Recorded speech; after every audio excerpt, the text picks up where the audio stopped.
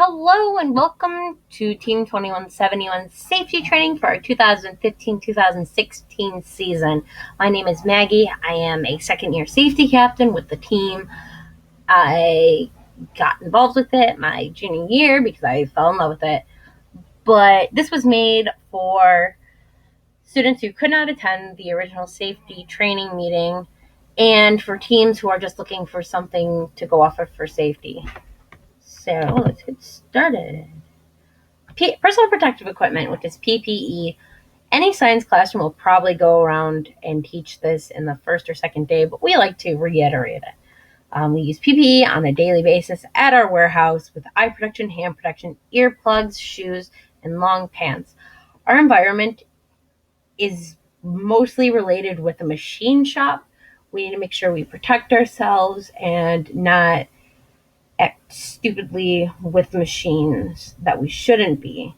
So we don't want team members ending up with aluminum shavings in their eyes, chemical burns on their arms, and missing leg hair because of something stupid, as of not doing one of these precautions to protect yourself.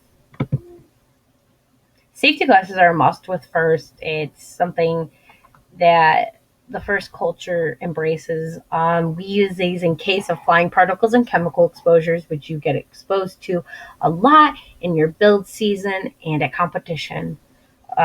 Safety glasses must be ANSI approved, UL listed, or CSA rated non-shaded safety glasses, which means that they shouldn't be tinted and you should be able to see the whites of someone's eyes. Colors are allowed, but only in yellow, rose, blue, or amber.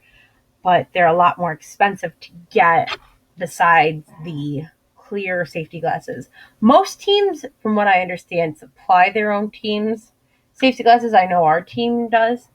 But if you're looking at investing in your own pair, this is the guidelines you have to follow. A lot of the work that you're going to be using will need safety glasses, such as grinding, drilling, soldering, cutting, welding, if you're in the vicinity of it, I guess. But they should be almost permanently attached to your face or on top of your head, ready to be used.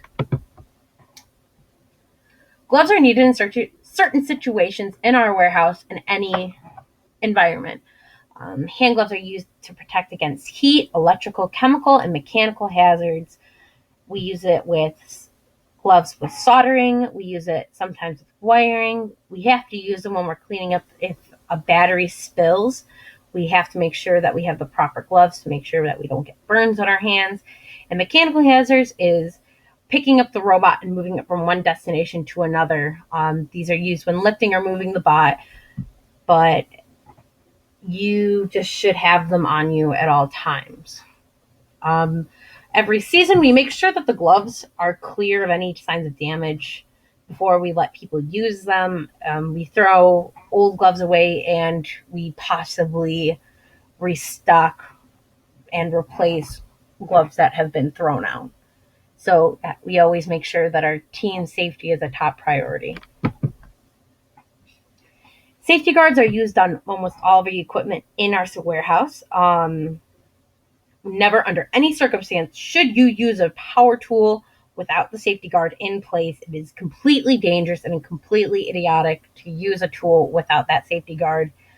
You should notify the safety captain and a mentor if there's any broken or defective equipment so we can replace it as soon as we can. We just want to make sure that everyone is safe. Hearing protection, which is earmuffs or earplugs, are required when there are questionable sound levels. Using hearing protection when using loud tools is something that we stress in our warehouse and at competition. We also have to warn the teams in our area if we're using some loud machinery, if they want to wear or they need to wear earplugs when we're doing something. If these aren't followed, you could be at the risk of losing your hearing, and that would be a horrible, horrible idea. Earplugs are not expensive in the least, but you can probably get a pair for about 15 cents. It's good to invest in a pair. Foot protection. When in any FRC first event, you need closed-toed shoes that are supportive and have a heel. It is imperative to wear this. If not, you are stuck in the stands at competition, or you're stuck in our computer area or a lobby during build season. It is completely idiotic to wear any shoe that could damage your foot, or if we drop something on it, it could break your foot. Some shoes that we do allow are tennis shoes, cowboy boots, anything to those extents. We are not fond of any of the flip-flops, sandals, mules, especially Crocs and slippers. We do not allow them in our warehouse or at competitions during the build season or competition season. It makes us look bad, and it's not safe in any way. Other preventatives that we do have at the warehouse is if you are on build team, you may not wear ties, loose clothing, jewelry, or hanging keychains while operating most of the machinery. It's to make sure that you don't get caught in it and you end up damaging your clothing or damaging yourself. It's not safe in the least bit. Long hair must be tied back in the warehouse and competition. I have never seen a safety admin yell at so many safety captains before because of this. And it's one of the main things that safety admins are looking for at competition. Just make sure anyone who has hair that could get in the way or it's about shoulder length, that it should be tied back in some way. There's lots of creative ways to tie back your hair. And if you really need to, look on Pinterest. It helps out girls and guys if they have long hair.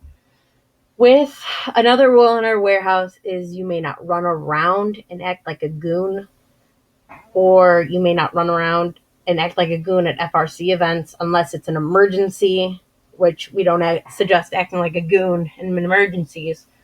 But no running. We don't want anyone to fall and hurt themselves, and that's just another accident report for the safety captain, another talk with someone about being responsible for themselves. Another huge one is making sure the robot is powered off before working inside of the robot. It's not safe in the least bit to work on a robot with the battery plugged in or turned on even. It's dangerous to yourself. You could lose some fingers, you could burn yourself, you could do anything to your hands, and that is one of your most valuable tools while in a first FRC team, besides your mind. Competition safety is something we stress on a lot. Using the buddy system when traveling at events is super huge, because if we lose a team member, we need to make sure that someone's with them, or if someone gets hurt, someone is available to try and find someone. Traveling safely and carefully between the pits and playing field is another thing. You shouldn't be acting like a goon, running around on someone's back, doing anything stupid between the pit and the playing field. Just so, because there are people carrying robots to and from those areas. There are people trying to get there to be drivers, and they're going to be very rushed, and they do not have time for lollygally. You know what I mean. Establish a planned, safe lifting procedure of the robot, including cart removal after the lift.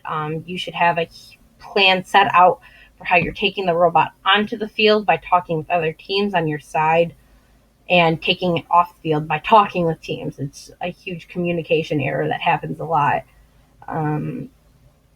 With that plan, you should have safety gloves on when taking that robot on and off. That was a huge issue in the 2014-2015 season. A lot of teams were not wearing gloves taking their robot on and off the field.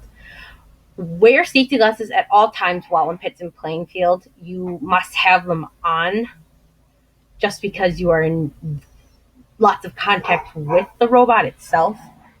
So you need to make sure that you have them on. Another huge issue that First has is they limit the amount of people that you should have in a pit. That's around 5, if I'm correct. So we do not have time for people loitering, joking around in the pits. It's not allowed. Please do not do that. It's something that we've had a huge issue with in the past and would like to change in the future. So that's the end of the show. Thank you so much for watching, and I will probably put a link in the description